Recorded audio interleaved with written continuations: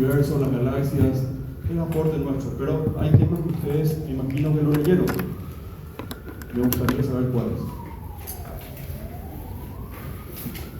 De los seres humanos, ¿qué leyeron por ejemplo?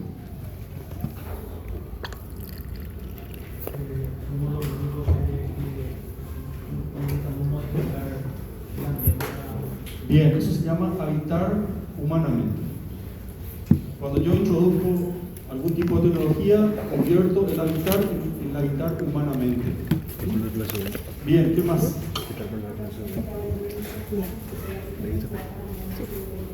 Bien, sí, eso es. Desde que yo voy leyendo teoría, es siempre una irrealidad.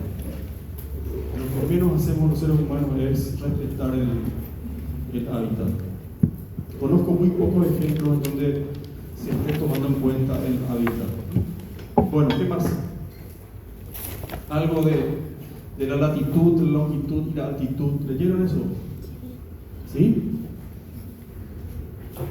¿Qué es?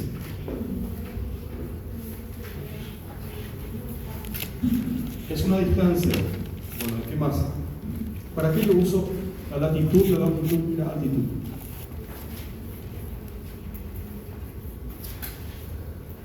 ¿Para qué les parece que se usa esto? Bien, para ubicar un punto en la Tierra. Bien, seguimos. Bueno, la teoría, nosotros vamos a hablar hoy de ciencias, chicos. Así que yo me disculpo con las personas que creen mucho en la religión. ¿Sí? Vamos a ver un poquito qué dicen los científicos con respecto al origen de todo lo que nosotros vemos todos los días. La teoría más aceptada, la que da más respuestas, obviamente no da todas las respuestas, pero es la que más convence, se llama la teoría de la gran expansión, la teoría del Big Bang. Esta es una palabra, en realidad es una palabra de burla, que surgió cuando una persona empezó a decir de que el universo se inició a partir de una partícula minúscula.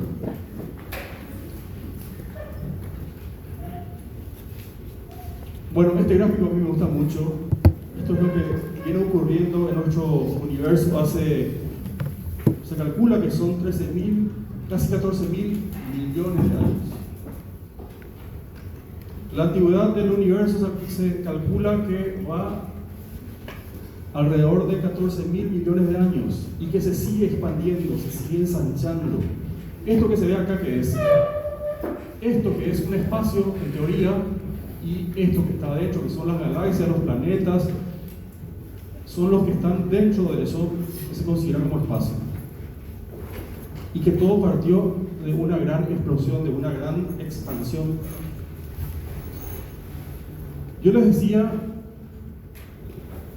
que es la teoría más aceptada por dos motivos que les voy a contar enseguida. Acuérdense de estos gráficos que están acá, por favor. Acuérdense de una frase que dice el corrimiento al rojo. Bueno, y ahí arriba hay algunos nombres.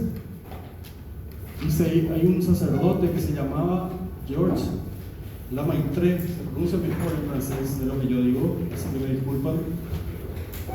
Hay otro señor que se llamó Eudy Hubble, y también se cita por ahí a un tal Albert Einstein. Bueno, ¿qué hacían qué hicieron estas personas?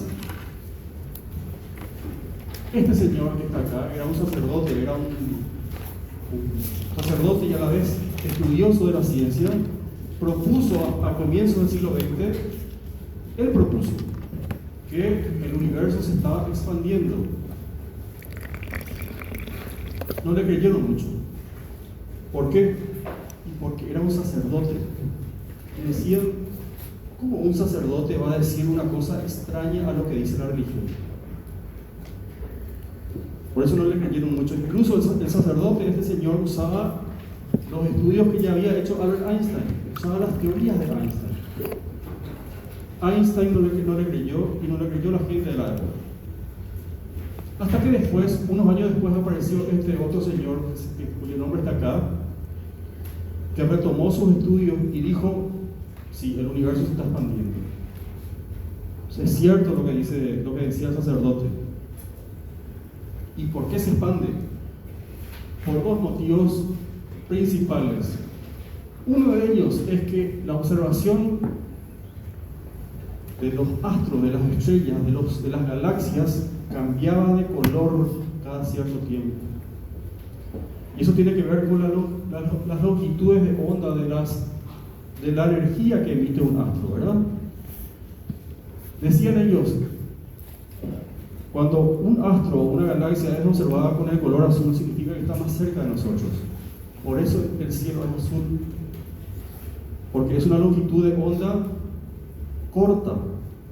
Sin embargo, el rojo aparecía con ese mismo astro en otro momento, o sea, eso indicaba que se estaba distanciando de nosotros.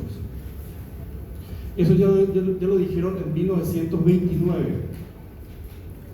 Y en 1964 aproximadamente, la misma persona que se burló del Big Bang, o sea, este señor se llamaba Fred Hoyle, dijo, vos lo que estás diciendo es que el universo explotó y ahí se va expandiendo, ¿verdad? Y en 1954, 57 o 64 por ahí, se descubrió esto que está acá. Se llama el fondo de radiación de microondas. Los científicos dicen que es el resto fósil del inicio del universo. Es cuando empezó la luz. Esas dos pruebas convencen más que todas las otras, de todas las otras teorías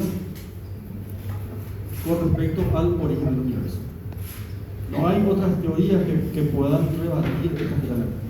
Son hechos concretos, no son inventos. Bueno, por eso yo termino un poquito esta parte.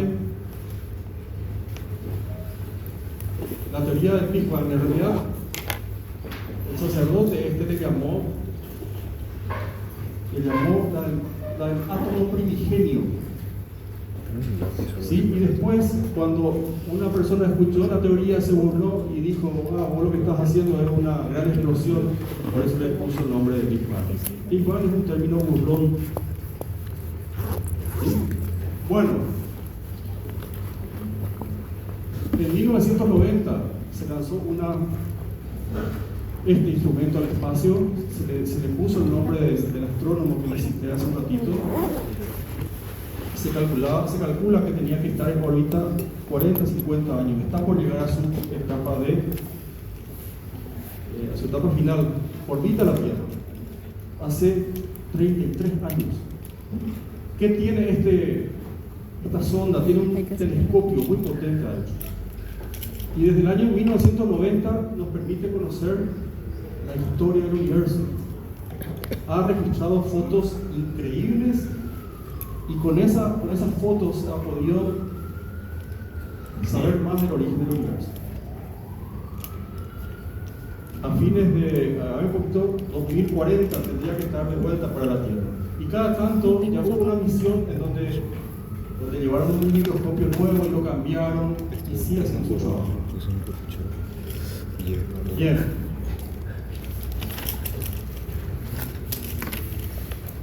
Bueno, esto que está acá vamos a pasar de largo, son las distintas teorías del origen del universo. Acá, la número 6, la teoría para la religión, dice, y fulano o tal ser creó todas las cosas, ¿verdad? Y hay personas que dicen de que es muy fácil resumir en una frase el origen de todo, ¿verdad? Y fulano creó todo, en el primer día hizo esto, en el segundo día hizo esto. Las incoherencias de esta teoría es de que ya estaba el día cuando se hizo la teoría. Imagínense ustedes. O sea, ya estaba el día, pero recién, después de unos cuantos días, se creó el día y la noche. ¿Cómo se entiende eso, verdad? Bueno, sin ánimo de polemizar, por favor, nosotros vamos a ver qué se dice por ahí. Acá hay una teoría, es una leyenda más que otra cosa que decían los mayas, y por ahí está creo que puso, no, acá está, este señor que fue el que se burló de la teoría del origen del universo y que dijo que no hay principio ni fin, es una teoría opuesta a la del Big Bang. Bueno, seguimos. Los griegos también tenían su teoría. Los griegos decían de que la diosa Hera dejó de escapar unas cuantas gotas de leche cuando le amamantaba a Hércules, o cuando le quisieron hacer amamantar a Hércules, y cuando eso ocurrió se formó la Vía Láctea. Los griegos defendían esta explicación del universo. Son gráficos muy interesantes que yo encontré en unos libros míos, enciclopedias. Esta era la forma como los antiguos representaban el planeta Tierra, por ejemplo. Ven que es todo bidimensional, no se sabía de la existencia de América. Fue cambiando un poquitito ya después de la llegada de Colón a América.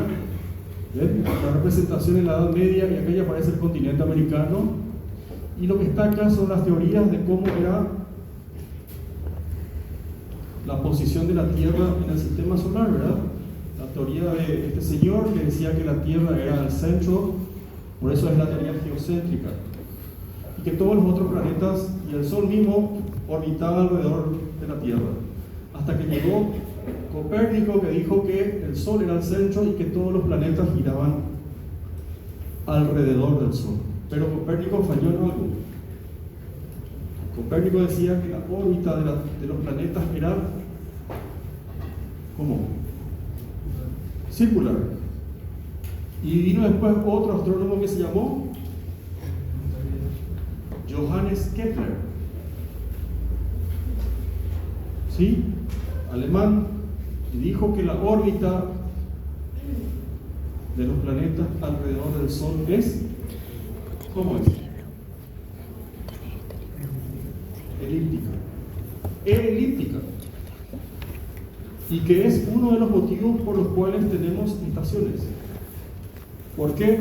Porque en determinados momentos del año la Tierra está más lejos del Sol que en otras. No es el único motivo, vamos a explicar otro motivo. Bien.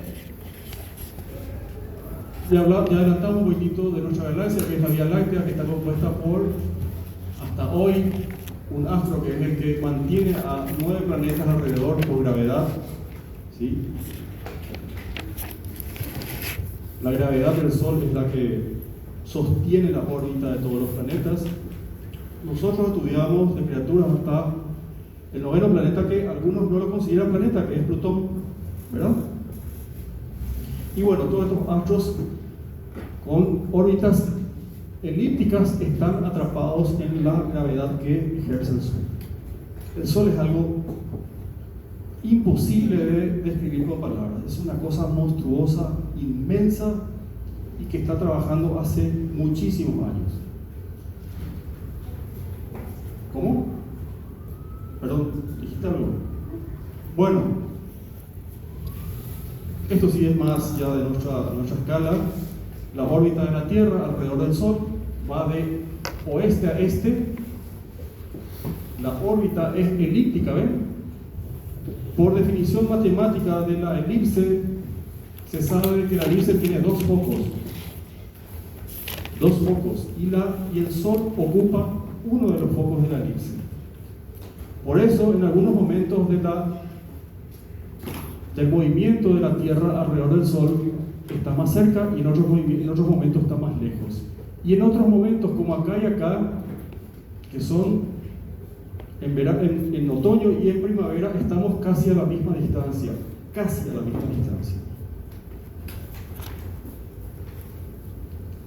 ¿Qué más se ve en ese gráfico? Algo llamativo que yo no comenté todavía.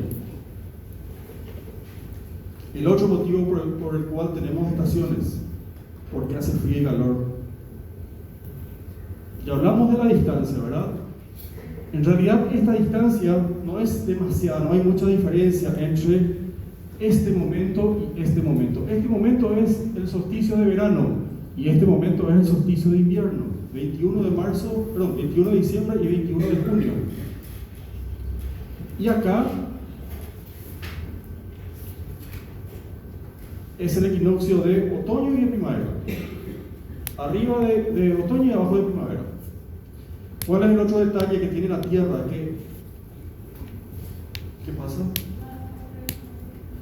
¿Cuál es el otro detalle que tiene la Tierra? Que puede provocar las estaciones. Sí, que está inclinado. ¿Cómo? Ya no hice. La inclinación sobre eso. Eso. La Tierra no está totalmente vertical, tiene una inclinación que viene de su formación ya sobre su eje vertical. Entonces, en algunos momentos de su órbita, algunos sectores de la Tierra están más de frente al Sol. Y en otros momentos, esa misma zona está más en otra posición con respecto al Sol. Esto se da todavía en el colegio, pregunto. ¿O no? ¿Se da todavía? ¿Alguito? Poco. Bueno, muy bien. De vuelta. Solsticio de verano, solsticio de invierno, equinoccio de otoño y equinoccio de primavera. De oeste a este. En realidad esto está fuera de escala, ¿verdad? Fíjense cómo está representado el Sol, por ejemplo. Pero es para entender cómo O sea, vi, pero las distintas zonas del planeta se opacan y se iluminan de manera distinta a lo largo del año. no puedo. Paraguay, ¿en qué hemisferio está? ¿En qué parte del planeta está? Ciencias naturales. ¿Qué parte del planeta está? Hemisferio norte, sur, este, oeste. Sur, ¿verdad? Acá abajo estamos nosotros. Hasta el Ecuador, este es el hemisferio sur. Fíjense cómo en el verano el hemisferio sur está más de frente con respecto al Sol. Y fíjense cómo en el solsticio de invierno el hemisferio sur queda más, parece por debajo. Los rayos del Sol influyen de manera distinta. Y por eso nosotros le vemos en distintas posiciones al Sol en verano y en invierno, y en otoño y primavera. ¿Correcto? Acuérdense de ese detalle, por favor, es demasiado importante para nosotros. Solsticios de verano e invierno, equinoccios de primavera y otoño.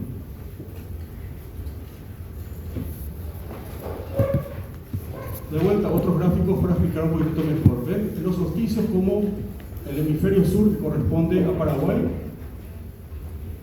está con respecto a los rayos del Sol, y en los equinoccios, como la Tierra en un solo día del año está con 12 horas de claridad y 12 horas de oscuridad. Los días son iguales a las noches. ¿Cuáles son estos momentos? Estos que están acá. ¿Y cuáles son estos momentos? Estos que están acá. Si la Tierra no hubiera estado inclinada sobre su eje, casi no tendríamos temperaturas distintas entre el verano y el invierno. Pero como está inclinada sobre su eje, entonces esta región está en determinados momentos más alejada del Sol. Y por eso los rayos del Sol están distintos. Miren sus casas. El efecto de los rayos del Sol dentro de los ambientes es totalmente distinto en el invierno y en el verano. Van a haber zonas en donde entra el Sol en el invierno que en el verano no entra. Hagan esa observación, hagan ese ensayo. Miren un poquitito a las 2 de la tarde, por ejemplo. ¿Cuánto es lo que está penetrando el Sol en algunos espacios en sus casas? Y comparen a lo que es en verano. Y van a notar la diferencia. Bien. Esta también es una imagen que me gusta muchísimo, que ayuda a entender los equinoccios y los solsticios. Miren acá la posición del Sol el 21 de diciembre. Son 12 fotos, 13 fotos en realidad, en distintos momentos del año, para ver dónde está el Sol a la mañana temprano. El 21 de diciembre, miren dónde está el Sol. El 21 de marzo, miren dónde está el Sol. El 21 de junio, miren dónde está. El 21 de septiembre, miren dónde está. Y acá, esta foto es la misma que está acá arriba. Parece que se movió el sol. En realidad, la trayectoria que describe es la misma, solamente que la inclinación del planeta hace que estas posiciones del sol vayan cambiando durante el año. ¿Sí? ¿En qué nos afecta a nosotros eso? A ver, ¿en qué nos podría afectar? A la arquitectura, ¿en qué les podría afectar? Sí, la cantidad de radiación solar que entra en los ambientes, en eso nos afecta. ¿Cuándo va a entrar más sol? ¿En invierno o en verano? ¿Cuándo va a entrar más sol? A las 12 del día. ¿En invierno o en verano?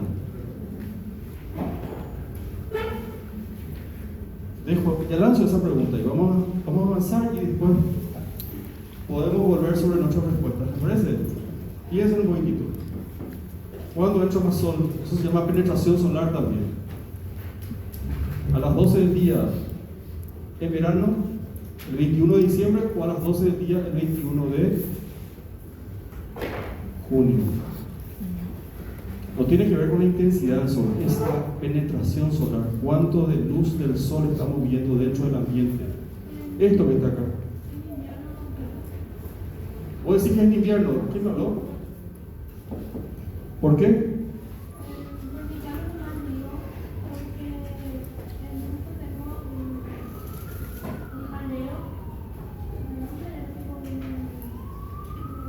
Una galería. En invierno hay más sol, no hay una galería que en verano. ¿Sabes por qué? Vamos a aprender enseguida eso, ¿está bien? Ella dice que es en invierno, por acá dijeron en verano, pero vamos a entender dentro de un ratito. Avanzamos. Bueno, a ver, si yo les pregunto qué características tienen los solsticios, por ejemplo, 3 ideas asociadas a los solsticios, ¿qué me dirían ustedes?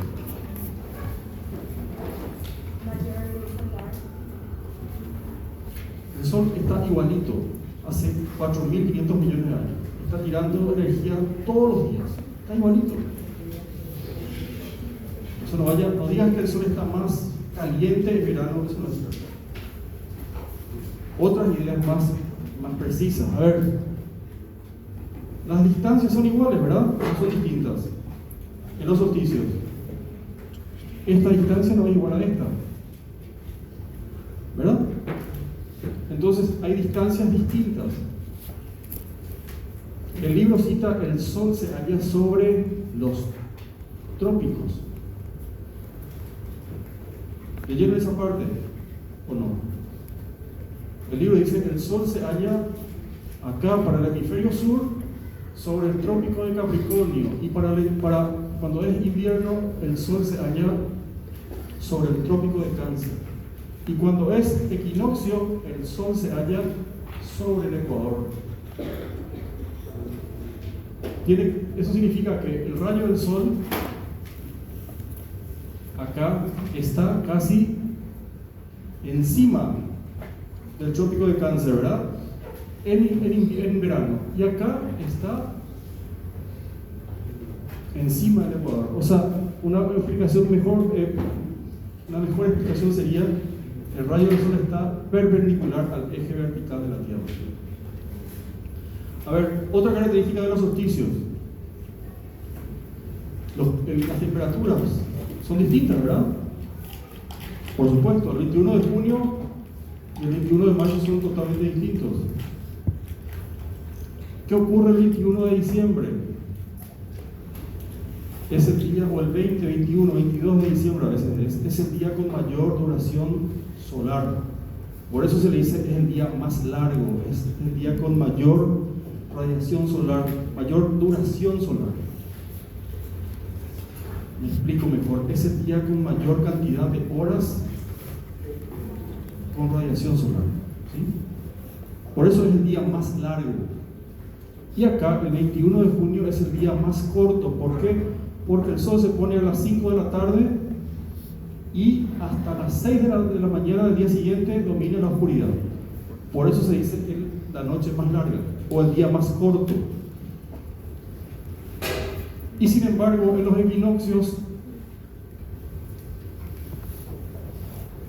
3 ideas sobre los equinoccios. ¿Qué podríamos decir? 12 horas de día y 12 horas de noche. Sí, los días son iguales a las noches. Voy a corregir esa expresión. La duración solar es igual. ¿Sí? Porque las distancias son iguales. Las distancias son casi iguales. ¿Ven? Y porque la posición de la Tierra en ese único día del año es exactamente, en el Ecuador, es exactamente perpendicular a los rayos del Sol. Yo sé que es difícil de comprender. Vamos a ver si podemos armar una maqueta para entender. Es algo que hay que ver en 3 dimensiones únicamente. Porque si no se entiende cómo en determinados momentos el eje de la Tierra está así y en otros momentos está totalmente vertical. Tiene que ver con la forma de representar nada más. Por eso hay que verlo en 3 dimensiones. Vamos a hacer una maqueta para aprender. ¿Sí? Bien, ¿qué más de los equinoccios? Días iguales a las noches. ¿Qué más?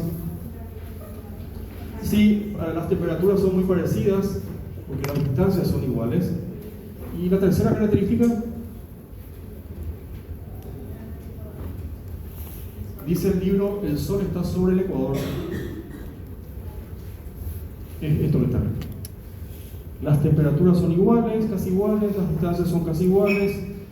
Se tiene 12 días de claridad y 12 horas de oscuridad, perdón. ¿Qué más? Y el Sol está sobre el Ecuador. Esa es la explicación de que los rayos del Sol están en esta forma. ¿Sí? Bien. Cuando nosotros tenemos verano en el hemisferio sur, ¿qué estación tienen en Nueva York? Invierno. Y cuando nosotros tenemos invierno, los americanos están con verano, ¿verdad? ¿Se va entendiendo esto? Bueno, por eso el Ecuador también, el Ecuador está por acá. Por eso se dice que el Ecuador casi no tiene otoño e invierno, tiene 2 estaciones nomás. Y ni aún así cambia mucho la temperatura. Bueno, seguimos. ¿Qué les parece esta imagen? A mí me gusta muchísimo porque explica casi todo lo que estamos hablando. Acuérdense de esta imagen, por favor. Acuérdense de la posición del Sol en las primeras horas del día para la segunda parte de la clase de hoy, en donde vamos a ver si la aplicación del equinoccio y del solsticio en la arquitectura. Bueno, la biosfera comprende la atmósfera, la litosfera y la hidrosfera. Es el lugar donde ocupan los seres vivos, ¿verdad? Que habitan los seres vivos. Hidrosfera porque es agua, litosfera porque es sólido y atmósfera porque es gas.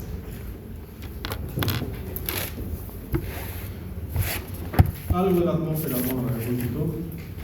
Pero algo del agua. ¿Qué es lo que hay que saber de esto? En realidad hay muchos temas muy interesantes. El agua hace un ciclo, ¿verdad? Se evapora, se condensa, se precipita en los océanos, en las zonas con tierra, con rocas, y vuelve a los océanos, a los ríos. Ese es el ciclo del agua. ¿Sí? Ustedes ya saben lo que es la condensación, me imagino, ¿verdad? La evaporación ya saben. ¿Sí? Acá hay algo un tanto distinto, que es la sublimación. Es muy parecida a la evaporación. Es el paso de la nieve a un estado gaseoso. Es el paso de algo semisólido a algo gaseoso. Esa es la sublimación. Se aplica específicamente a la nieve, La vida se dice que empezó en el agua. Bueno, hay muchas cosas para hablar, vamos a avanzar un poquito. De esto vamos a volver a hablar el próximo viernes, así que no me quiero quedar tanto por acá. Bueno, la Tierra también tiene una composición interna, ¿verdad? Tres partes principales que son la corteza, el manto y el núcleo. Esto que ven acá es una explicación un poquitito con profundidades de cada parte de la Tierra, ¿verdad?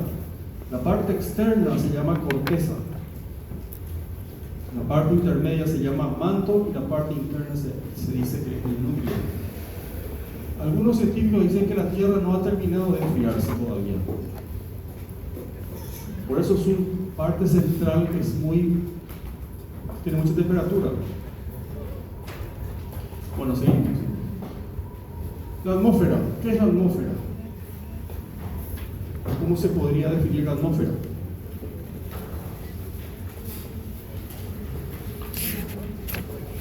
Capa compuesta por gases. ¿Qué más? Rodea el planeta. ¿Sí? ¿Por qué se queda alrededor del planeta? Porque siempre tenemos aire o gases. ¿Por qué? Por la gravedad de la Tierra. Muy bien. Es una capa de gases que rodea un cuerpo celeste, ¿verdad? ¿La Luna tiene o no atmósfera? No tiene atmósfera. No hay gas. No se puede habitar la Luna. Bueno, es atraída por la gravedad del cuerpo, en este caso la Tierra, se mantiene en su posición si la gravedad es suficiente y si hay temperaturas bajas. Tamaño de la atmósfera: 10.000 metros o 10 kilómetros. A ver, también voy a explicar rápidamente esta parte. Este sí es un dato que me parece interesante. Dice el 75% de la masa, o sea, de los gases que forman la atmósfera, están en la primera capa, que es la troposfera o la troposfera. Vamos a ver cuál es la troposfera. Estos que están acá son los gases que forman la atmósfera. Predominan el nitrógeno, el oxígeno, el dióxido de carbono, el argón, el vapor de agua y otros gases como el ozono, por ejemplo. Y estas son las capas. Vamos a ver un poquito dónde están estas capas. De abajo hacia arriba, la primera capa es la troposfera, que es esta que ustedes ven acá, donde ocurren todos los fenómenos atmosféricos, donde está la aviación comercial, ¿verdad? Esta segunda capa, esto tiene aproximadamente, en algunos lugares 15 kilómetros, en otros 20 de altura. Esta segunda capa se llama estratosfera o estratosfera, algunos dicen. No, las dos formas de expresarse están correctas. Acá en esta capa hay un gas que se llama el ozono, O3 es su simbología, que es un gas que se encarga de atajar ciertos rayos del sol. Es un filtro, por eso es muy importante este gas. ¿Sí? La tercera capa que está por acá se llama mesosfera o mesósfera. No hay mucha información de esta capa. Lo único que se sabe es que acá unos meteoritos se desintegran. Y como acá no puede llegar un globo sonda porque es un poco alto, entonces no se sabe mucho de esa capa. Sí se sabe algo más de esta que está acá, la siguiente, que es la termosfera o ionosfera, que es una capa en donde ya hay pocos gases. Miren acá. ¿Por qué ¿cómo se llamaba el Challenger o el Discovery? ¿Cómo se llamaba? Un avión grande, ¿verdad? Este es un avión grandote, empezó a ir al espacio a comienzos de los años 80. Tuvo distintos nombres: el Columbia, el Challenger, el Discovery, y un nombre más complejo que no se me queda nunca. ¿Por qué estos están por acá? ¿Por qué no están acá y acá y acá?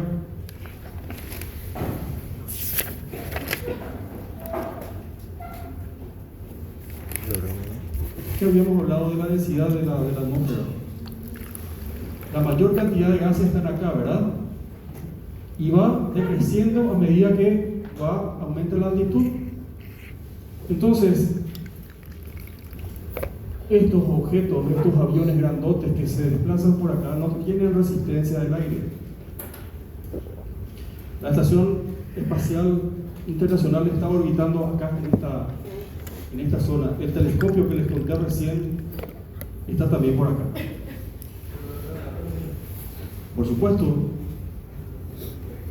acá ya no hay gravedad casi. Hay un poquitito todavía.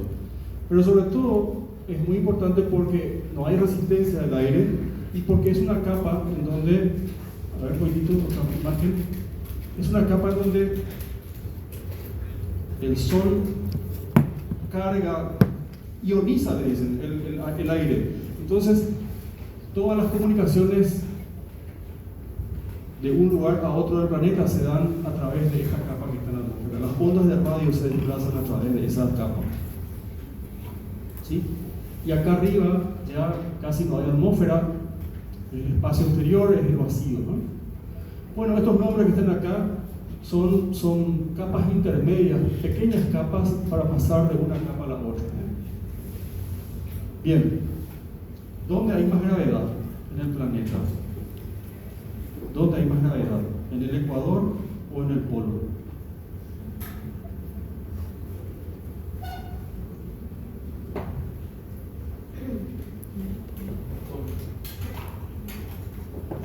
¿Por qué?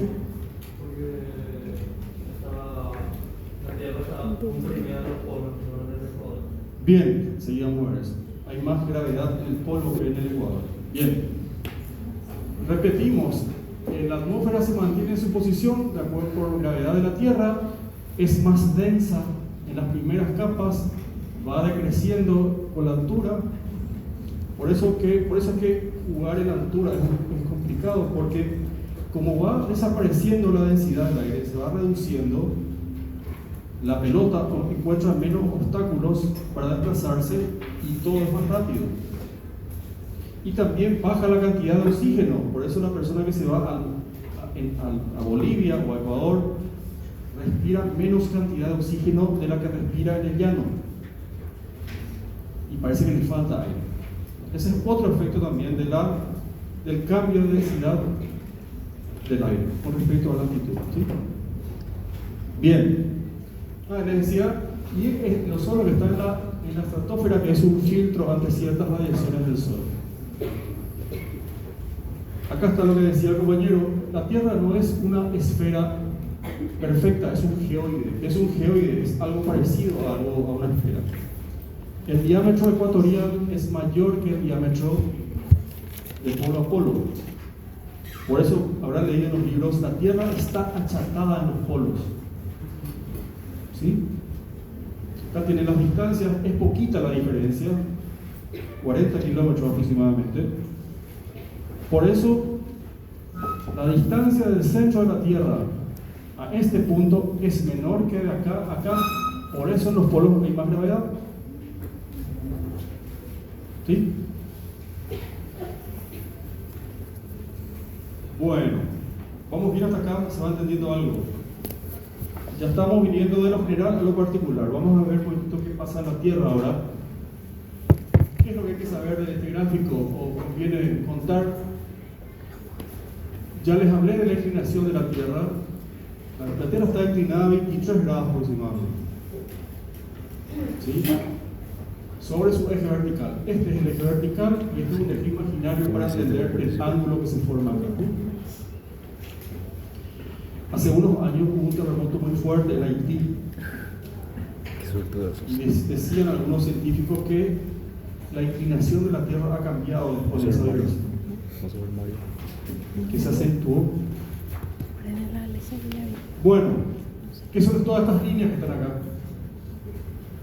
Estas líneas verticales se llaman meridianos, son convenciones, ¿verdad? Y estas líneas horizontales o paralelas al ecuador se llaman paralelos. Bien, desde el ecuador para arriba es el hemisferio norte, desde el ecuador para abajo es el hemisferio sur. ¿Sí? ¿Para qué sirve el paralelo y el meridiano? ¿Para qué se pusieron estas líneas imaginarias? ¿Para qué? ¿Para qué? ¿Cuáles se usan para los usos horarios? Los verticales, ¿verdad? Enseguida vamos a ver los verticales. Para ubicarnos en el planeta, está bien eso. Los meridianos sirven para algo que se llama longitud y los paralelos, que son estos que están acá, sirven para algo que se llama la latitud.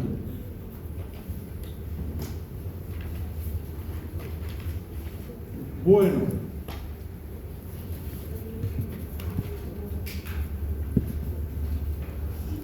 ¿cómo podríamos definir un meridiano, por ejemplo? ¿Qué es un meridiano?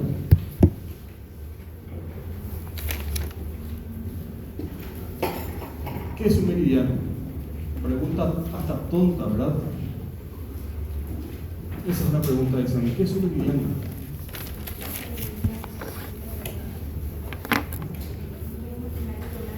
Bien, líneas imaginarias. Todas estas son líneas imaginarias, ¿ven?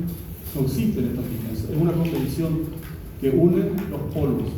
¿Y los paralelos, cómo podríamos definirlos?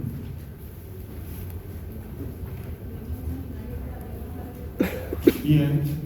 O perpendiculares al eje vertical de la Tierra, ¿verdad? También sirve. Por si por ahí es difícil acordarnos de cuál es paralelo y cuál es meridiano y paralelo, ¿no? Bien. Bueno, también tienen sus nombres, ¿verdad? Algunos paralelos. El Ecuador es el paralelo 0 grado. El trópico de Cáncer, que está a 23 grados 27 minutos. Y el que está más cerca de los polos es el círculo polar ártico. Y por abajo está el trópico de Capricornio y el círculo polar antártico. Se usan estos nombres, aunque ustedes no crean, en la navegación sobre todo.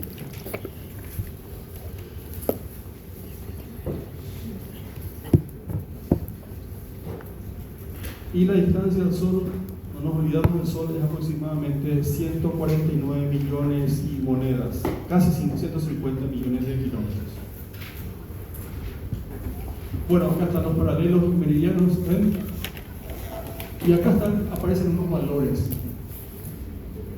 con los paralelos y unos valores con los meridianos. Vamos a ver enseguida para qué sirve. Los usos horarios, también está en el libro esto. ¿Qué son los usos horarios? ¿Por qué la palabra uso? Son líneas imaginarias verticales que se corresponden con los meridianos. En realidad es una convención que consiste en la división del planeta Tierra en 24 partes, 24 zonas horarias. ¿Cuándo se estableció esa convención? A principios del siglo XX. En realidad fue un proceso. Algunos países no querían meterse en esa convención y otros después se aceptaron tardíamente. Venezuela, por ejemplo, hasta hace unos cuantos años atrás uno viajaba a Venezuela y Venezuela se manejaba todavía con horas y minutos, y después dejaron de lado el tema de los minutos y solamente ya adoptaron la convención de estar con diferencias horarias. Bueno, entonces los usos horarios es la división en 24 zonas horarias. ¿Sí? ¿Para qué? ¿Para qué? ¿Para qué se hizo esto? Ahí en el gráfico está la respuesta. ¿Para qué?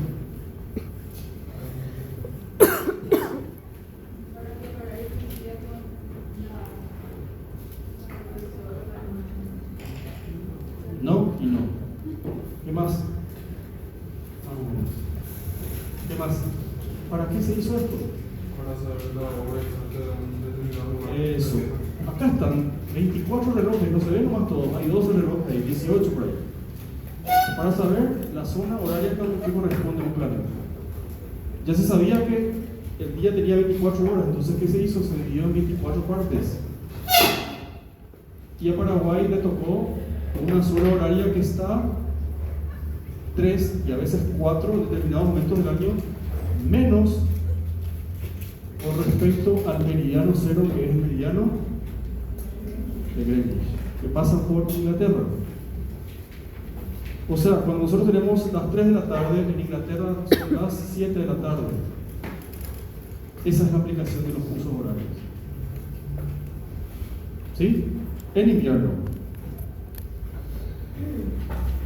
¿Por qué se eligió Greenwich? Y bueno, se pusieron de acuerdo todos para elegir es un observatorio en realidad que está en Inglaterra. Bueno, ¿por qué usos horarios? ¿Por qué la palabra usos horarios? ¿Qué leyeron por ahí? Nada, no se sabe nada de la palabra, ¿verdad? Uso es una forma, cuando ustedes meten la lana en el telar, la lana que le sacan a algunos animales, meten en un aparato que se llama el telar, y el telar va separando todas las fibras y va sacando algo parecido a esto que están acá. Fibra por fibra va sacando. Esa es la aplicación, ahí se saca la palabra usos, porque esto es muy parecido, esto sobre todo esto que ustedes ven acá es muy parecido a lo que se ve cuando se pone la lana en el telar. Esta es la aplicación de los usos horarios, ¿ven? 24 zonas horarias, y hay algunos acomodos que se hacen, que es esto que está acá. Por ejemplo, Argentina está en más de un uso horario, ¿ven? Pero por una cuestión de practicidad se adapta a que le corresponda solamente una zona horaria, porque la mayor cantidad del territorio está dentro de una zona horaria. Sin embargo, China es un caso distinto, Estados Unidos es un caso distinto, ¿ven? Ustedes habrán escuchado en las transmisiones la zona este y la zona oeste, ¿verdad? Habrán escuchado eso en algún momento. Es el horario de Nueva York y es el horario de California, Los Ángeles. Bueno, entonces acá ven, por ejemplo, estas islas que están acá, bueno, en vez de estar con como pertenecen a este país, y este país tiene este uso horario, entonces se hacen algunos tipos de adaptaciones. Esa es la aplicación de los usos horarios. Para la navegación aérea es demasiado importante.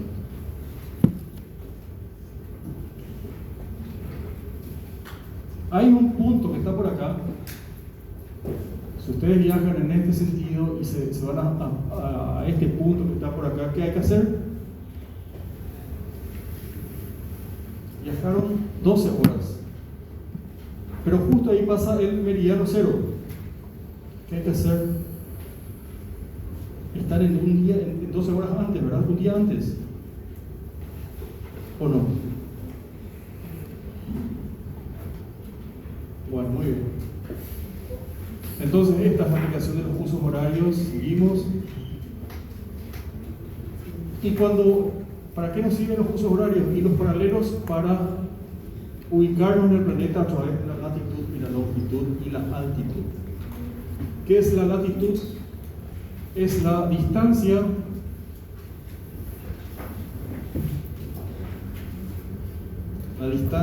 en grados, entre un punto cualquiera y el paralelo de referencia, que es el ecuador.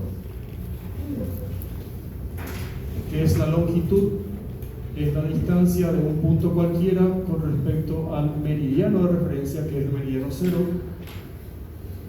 Y la altitud, a diferencia de las anteriores, es una distancia vertical.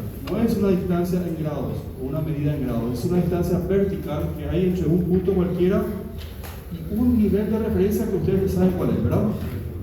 El nivel del mar. O sea, el avión viaja a 13.000 pies. Esa altura está referenciada al nivel del mar. ¿Correcto? ¿Cómo se mide la latitud? Vamos a empezar por la latitud. Vamos a avanzar.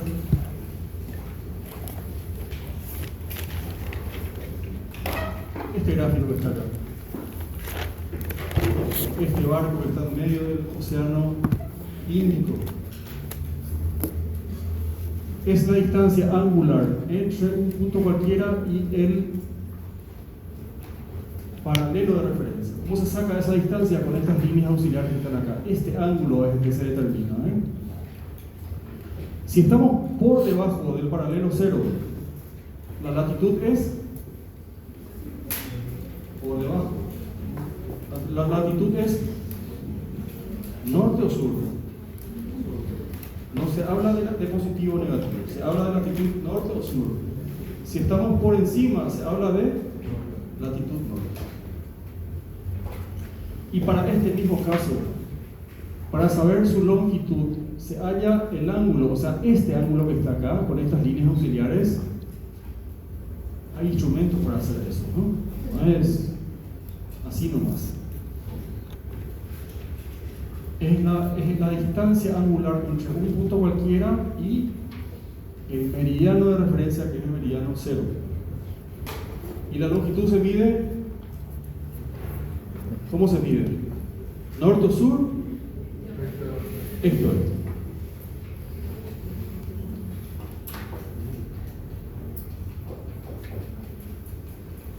A ver un poquito.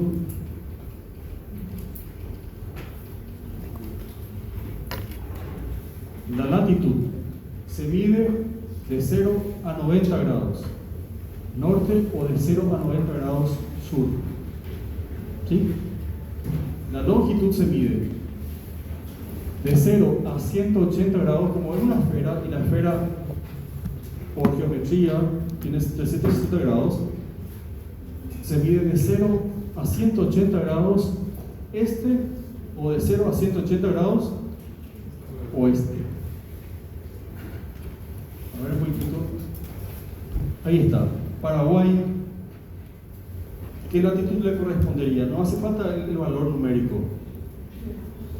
Latitud sur, ¿verdad? Acá está por acá está el Ecuador. Acá está Paraguay, ¿verdad? Latitud sur, bien. Y en cuanto a la longitud, bien, acá está el meridiano 0 y estamos al oeste. Este es el oeste y este es el oeste. ¿Se comprende? Para la navegación aérea, marítima, esto es demasiado importante. ¿Cómo se determina? Y hoy en día todo es con GPS. Antes se usaban otros instrumentos que eran el astrolabio, el sextante, en fin, pero avanzamos.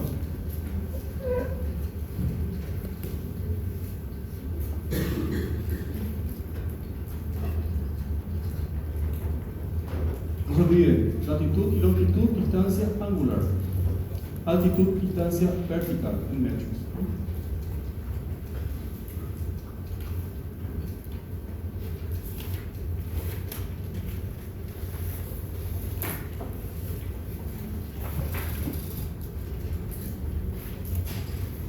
¿Por qué se dice que en los polos hay 6 meses de oscuridad y 6 meses de claridad?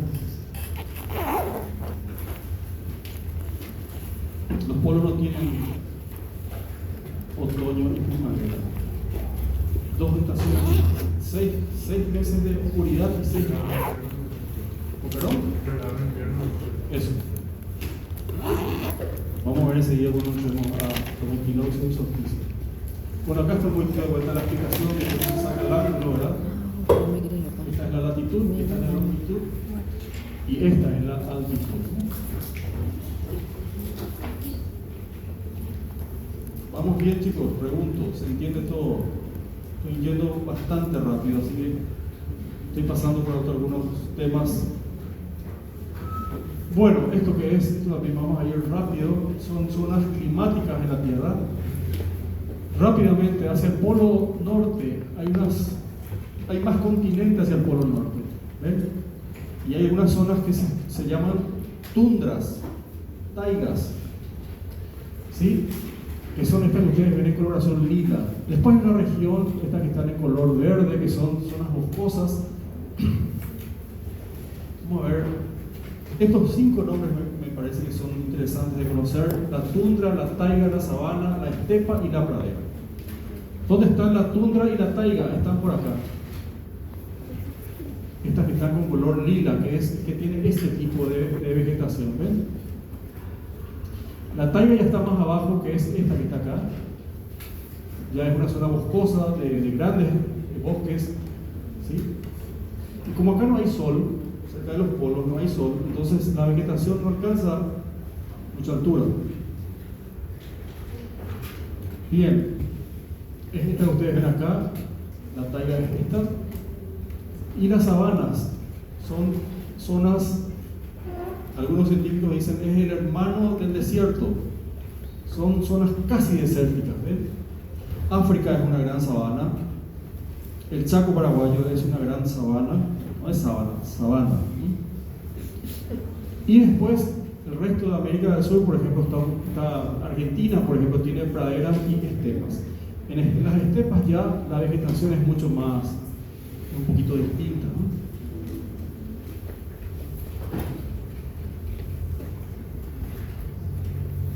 Bien. Bueno, estas fotos que están acá son para las imágenes para empezar a crear en ustedes una cultura de que los bienes naturales pueden desaparecer. ¿Sí? Hay que usar racionalmente el hábitat natural. Una intervención humana implica modificar. Y sí vamos a pasar, por más agreste que sea, por más desoladora que sea, siempre hay un hábitat. En los desiertos también hay bichitos que hacen su papel. Seguimos. Segunda parte del tema del viernes pasado, el hombre. Pregunto, ¿alguna duda hasta acá? ¿Se entiende algo? Es la primera parte del libro, ¿no? ¿Sí? ¿Vamos bien? Estamos en un 30% de la clase de hoy. Faltamos 70 todavía. Vamos a hacer una pausa cuando lleguemos al 50. No se desesperen. Si yo no me quedo afónico, vamos a terminar la clase. El hombre, a ver, el hombre. ¿Qué leyeron en el libro? El hombre. Ya me dijeron de las ¿qué era lo que me dijiste? Modifica su hábitat. Bien, ¿qué más?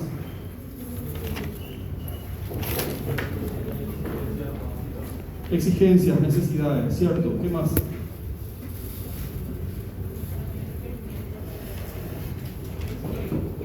¿Cierto? ¿Leyeron esa parte donde hablaba de confort? ¿Qué decía de confort?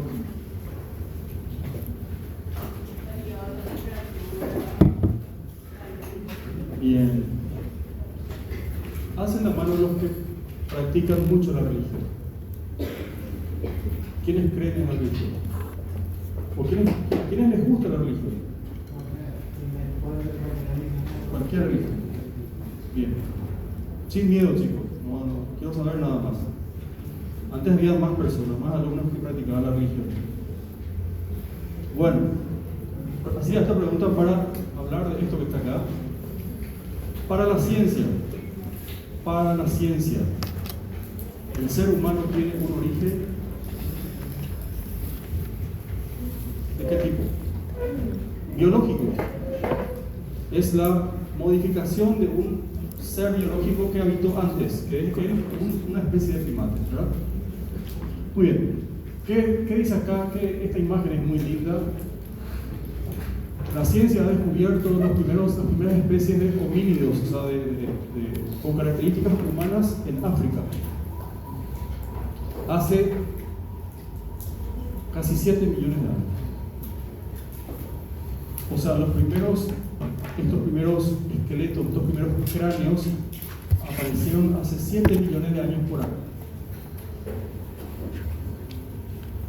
Y los antropólogos, los arqueólogos también han descubierto que esa especie empezó a moverse de África hacia arriba, entrando en Europa, después yendo por Asia, pasando el estrecho de Bering y avanzando hacia América del Sur, también entrando en Oceanía. Esa evolución del ser humano duró casi 7 millones de años. Para la ciencia. ¿En qué se basa la ciencia para afirmar eso? Y la ciencia dice que en algún momento de la vida de la Tierra cambió el clima y el mono se empezó a bajar del árbol. Ya no habían tantos árboles. toda la comida que sacaba de los árboles ya no había. Entonces empezó a caminar, a buscar en otros lugares. Y al caminar, en vez de caminar con 4 extremidades, se iba levantando para ver mejor lo que pasaba a su alrededor y se fue convirtiendo en un ser bípedo. Como caminaba por la maleza, también la maleza le molestaba, entonces inconscientemente iba levantando el esqueleto. Esa es la evolución que duró hasta hoy 6 millones o 7 millones de años. O es un invento. O sea, estas imágenes que están acá, estos cráneos que son estos que ustedes ven acá, se han descubierto. Se han descubierto en África, en Kenia, Tanzania, el Chad. ¿Sí? Y bueno, esta primera especie se llamó, tiene este nombre, los monos del sur, porque están en una zona sur del planeta, ¿verdad? Australopithecus, que tienen todas estas especies que están acá. Pueden sacar una foto si ustedes quieren saber más. Distintas especies de acuerdo a las variedades en cuanto a las medidas que se encontraban. También les quiero decir de que miren el año en el cual se encontró este cráneo, 1974, casi 50 años nada más. O sea, la antropología, esta parte de la ciencia es bastante nueva. O sea, este descubrimiento de todos estos cráneos es bastante nuevo.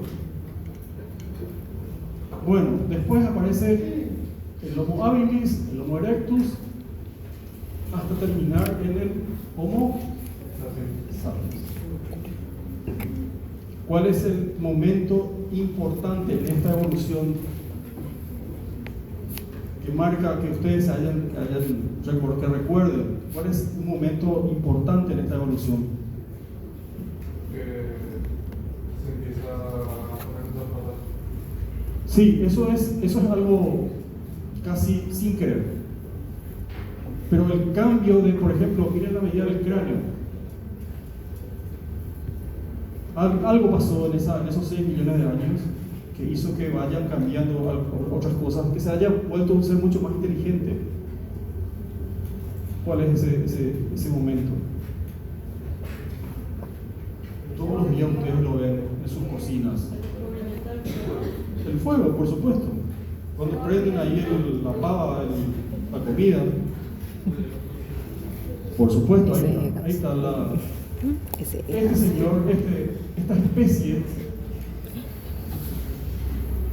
encontró de que ocurría algo que se llamaba fuego. ¿Cómo ocurría? Caía un rayo, prendía la maleza y sentía, porque estaba cerca de que eso daba calor o le quemaba. Y si le caía alguna especie que estaba ahí al lado, le quemaba. Y después probó esa carne y descubrió que esa carne era rica. O le quemó a un animal y descubrió que esa carne era rica, que podía morder más cómodamente. Y los que enseñan nutrición dicen que cuando se cocina la carne se liberan proteínas, y eso es importante para el cerebro humano. Por eso el momento en el cual el ser humano usa el fuego es algo determinante en la evolución. ¿Sí? ¿Qué también hizo el fuego? O sea, el uso del fuego, no descubrió el fuego ya estaba. Se producía solo el fuego, ¿verdad? ¿Qué también permitía el fuego? Luz. ¿Qué más? Calor. El primer concepto de familia. La gente se reunía alrededor del fuego, ¿verdad? ¿Qué más? También podría ser que. ¿Cómo? También podría ser de que pasó a ser un ser racional. Perdón, ¿podrías repetir? Que pasó a ser un ser racional. Racional, por supuesto. Cambia el cerebro, ¿sí? ¿Qué me dijiste? Seguridad, por supuesto. Uno agarra una llama y podía ahuyentarle a la bestia, ¿verdad? Por supuesto. Por eso es un momento importante. Este ser que está acá, antes, el Homo habilis, empezó a experimentar con algunos objetos, con las piedras sobre todo, y fabricó las primeras herramientas. Algo parecido al martillo, al mazo que conocemos hoy. ¿Sí? Pero este sí, el Homo erectus, ya pudo usar el fuego, ¿no? Bueno, miren todas las especies. Esto duró para la ciencia, para la antropología, 7 millones de años. La historia del ser humano está documentada desde hace ¿cuánto? ¿Cuántos años? ¿Hace cuánto que el ser humano escribió su historia? Más o menos. ¿Cuánto ustedes calculan? 4.000 años. 4.000, 5.000 años. Bien. Y esto viene desde hace 7 millones. Bueno, muy bien, seguimos. Dijimos ya el recorrido del ser humano. Hablamos ya de este recorrido, ¿ven? Inicio, acá tienen los años aproximadamente. Y después el último continente en poblar es América. Y en América el único registro que se tiene de una ciudad precolombina o de una civilización precolombina es esto que está en el Perú. Se llama la ciudad del Caral, que es el poblado de América con más antigüedad, precolombino, en América. ¿Qué material se usó ahí? 5.000 años atrás, no, perdón, 7.000 años atrás. Bien. Por eso es bueno conocer también la evolución de la historia, porque hace 7.000 años no había metal, no había hormigón, la madera se usaba en su estado natural, lo único que se podía hacer era romper piedras y poner una sobre otra. ¿Sí? Entonces, algo lógico, ¿verdad? Bien. En otros lugares del mundo se aprovechaban las cuevas. Acá voy a avanzar, miren esto. Túnez, algunos poblados de indígenas de América Central. ¿Por qué hacían en altura? ¿Por qué les interesaba hacer en altura? Por sus dioses, se sentían más cerca de él. Por su religión. Bien, decía, yo me voy a altura y voy a estar más cerca de Dios. Y también porque competían entre ellos. Una ciudad quería ser más destacada que la otra. Ese era el otro motivo. Bueno, las culturas indígenas, ¿verdad? Esto hasta ahora existe. Y traje esta parte, y con esto vamos a terminar la parte del ser humano.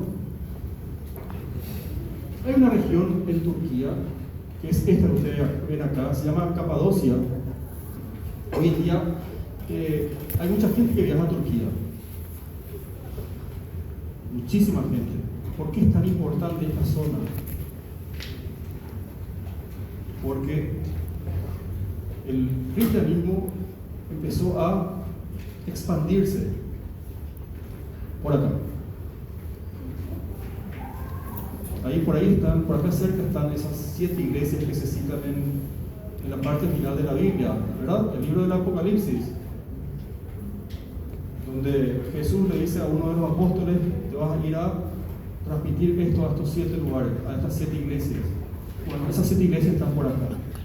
Pero no se podían construir iglesias porque el cristianismo era una religión perseguida, ¿verdad? ¿Se acuerdan? Bien, entonces, ¿qué se hacía? Se usaban las formaciones geológicas naturales de la tierra. Miren todo esto que está acá, que se usaban como monasterios, como templos algunos. Miren esto. Y hay muchas, acá en esta zona de Turquía, históricamente para el cristianismo es muy relevante. Ya les dije porque cuando el Imperio Romano aceptó el cristianismo, por aquí es donde se empezó a difundir. Se difundían en las formaciones rocosas que yo les contaba. Bueno, esto es en otro lugar, es en Azerbaiyán. Miren la formación de la roca.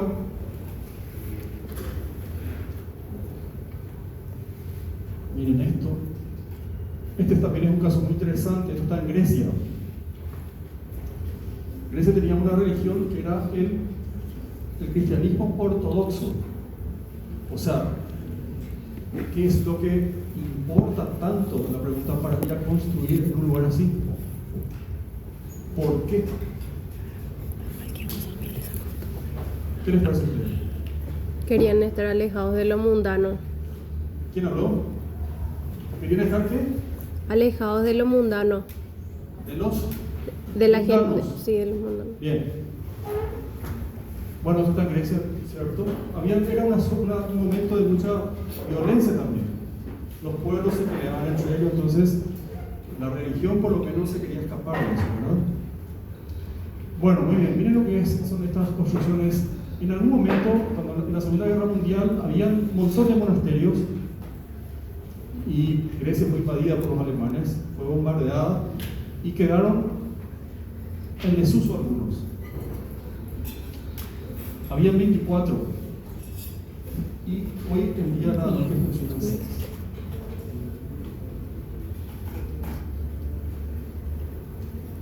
Esto también conocen, ¿verdad? Data del siglo VI. ¿Cómo se llama esto? Es la ciudad perdida de Petra. Petra está en Jordania. ¿Qué es esto? A ver, ¿qué es esto? ¿Es una iglesia? ¿Qué es? ¿Qué parece por lo menos? Panteón. Aunque no crean, es un trabajo de qué?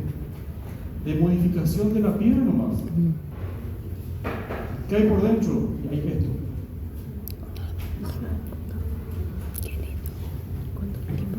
Eso hay por dentro. Pero miren todo lo que se hizo por la piedra en esa época. Bueno, ¿cuál es la historia de este lugar? Aparte de esto que se hizo hace 14 siglos, este era un lugar de mucho comercio. ¿Sí? Después el Imperio Romano lo conquistó y empezó a cortar el suministro de agua. Y ahí fue cambiando un poquitito. La gente empezó a abandonar el lugar. Quedó mucho tiempo sin poblarse hasta que en 1812 se la redescubrió. Por eso se le dice ciudad perdida de Petra. Por este señor que está acá, ¿eh? Y desde el 2007 es una de las maravillas del mundo. Miren lo que es por dentro. Parece madera, ¿verdad? Pero es piedra.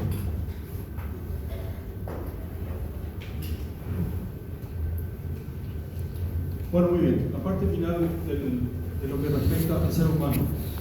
Agarrando el concepto de confort. ¿Qué es lo que nosotros buscamos? Confort. Yo cuando le digo a mis amigos, vamos al colectivo. Vamos a subir a un colectivo. No. Vamos a auto. ¿Por qué no colectivo? Vamos a pasarla bien. De eso se trata nuestra vida en el planeta. Así me dicen siempre, ¿verdad? Pero es más barato, es más rico, ¿no? Vamos a pasar bien. Así me respondo, ¿verdad? Entonces, ese es un objetivo no dicho del ser humano. Confort. ¿Qué significa confort? A ver, ¿qué es el confort para ustedes?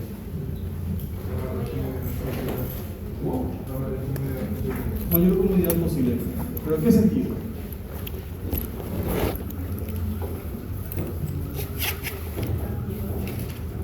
Sentirte bien en el ambiente en el que estás. ¿Ahí tiene que ver con el clima o con que vos tengas luz? ¿Qué Voy es? a cargar saldo. Pero capaz que también compré. De acá, de allá no. Allá de Bien, entonces es un concepto amplio, ¿verdad? Bien, nosotros decimos pero allá me que el ser humano tiene un confort mental y físico. Bien, físico es cuando estamos en equilibrio con el clima, ¿verdad? Y mental es cuando satisfacemos nuestras necesidades de distintos tipos: primarias, secundarias y terciarias, ¿verdad? Las primarias eran aquellas que son determinantes para la vida. necesidades biológicas. Tengo que comer, tengo que bañarme, ¿sí? Tengo que dormir. Las secundarias son, se les dice también complementarias, tienen que ver con el intelecto. Y las terciarias son las que tienen que ver con el ocio, con la voluntad. Entonces, cuando todo eso se da, nosotros tenemos confort mental. ¿Sí? La palabra volitivo, ¿qué significa?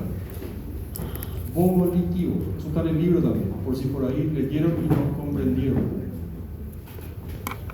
Es algo que tiene que ver con lo volitivo de ese libro. Es la voluntad. La voluntad tiene que ver con la voluntad. ¿Sí? Bien. El confort, más allá de todas esas necesidades que las tenemos que satisfacer de alguna u otra manera, sobre todo las primarias, también es un confort físico, ¿verdad? Obviamente, si no comemos, no vamos a estar felices y vamos a estar mal, por supuesto. Vamos a hablar de un confort que tiene que ver con lo que nos rodea, que es este confort que está acá. Esa imagen está en el libro, y esa imagen se sacó de otro libro que se usó como referencia. ¿Qué se ve en esa imagen? A ver, ¿qué se interpreta?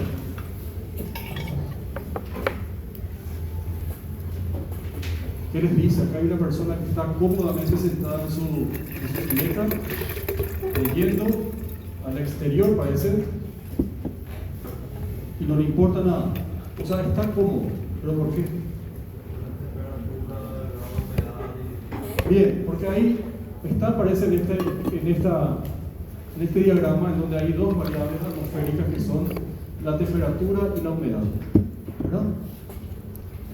Y que cuando la temperatura está entre 20 y 25 grados, y cuando la humedad está entre el 40 y el 50, parece que es el momento ideal. No necesitamos prender el aire, no necesitamos tener nada artificial para darnos viento, ¿me entienden? Ese es un momento referido a dos variables climatológicas que nos permiten tener confort: temperatura y humedad. Ayer fue un día precioso, no había humedad, había 40% de humedad. Ustedes podían salir al sol todo el día y no iban a sudar. La temperatura ayudaba, era una temperatura de 22 grados. Bueno, entonces, por eso también se le dice que el confort es un objetivo científico. ¿Por qué? Porque el ser humano sabe que con 22 grados o 40, 50% de humedad se siente cómodo, se siente con confort. Por eso es una meta científica para el ser humano. Se puede cuantificar eso. ¿Qué hacen algunos animales para tener, cuando tienen calor? ¿Qué hace el perro? Se va y se mete entre los arbustos, ¿verdad? Cava la tierra. Y ahí encuentra algo de frescura. Por eso es una meta empírica para ciertas especies. Por eso el libro habla de esa parte. ¿Sí? El perro no sabe que hace 22 grados. No sabe que hace 60% de humedad. Encuentra algo que es fresco y se acuesta ahí, ¿verdad? Eso no va. Entonces, para el ser humano es algo científico, se puede cuantificar. Para el resto de las especies es un objetivo empírico. ¿Está bien? Bueno, de esto vamos a hablar dentro de un ratito de vuelta. ¿Por qué sudamos nosotros? ¿Por qué sudamos? ¿Para?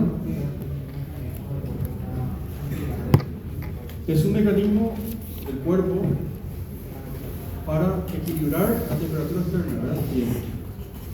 Es un mecanismo de defensa del cuerpo. Suelta líquido. Bien. Vamos a hablar de esto, de la conducción de la radiación en un ratito, ¿sí? La zona de confort. A toda hora se dice, vos no querés salir de tu zona de confort. ¿Qué te dice esa frase, por ejemplo? es el lugar donde nosotros estamos cómodos, ¿verdad?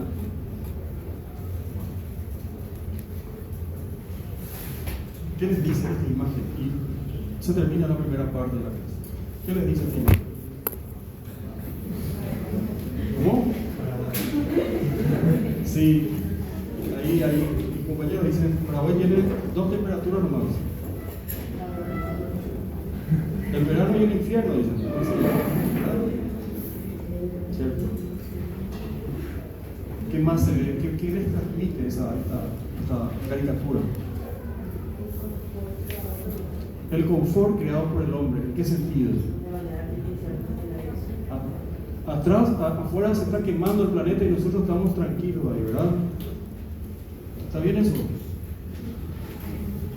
No, ¿me pasa que no? Entonces, tenemos que hacer una arquitectura, un diseño, acorde a que no ocurra esto y que tampoco vivamos así. Se puede vivir toda la vida con un acondicionador de aire. O sea, si ustedes van a ingresar a la facultad de arquitectura a proyectar solamente con un acondicionador de aire, y vamos, hace falta ingresar. Hay algo más que eso.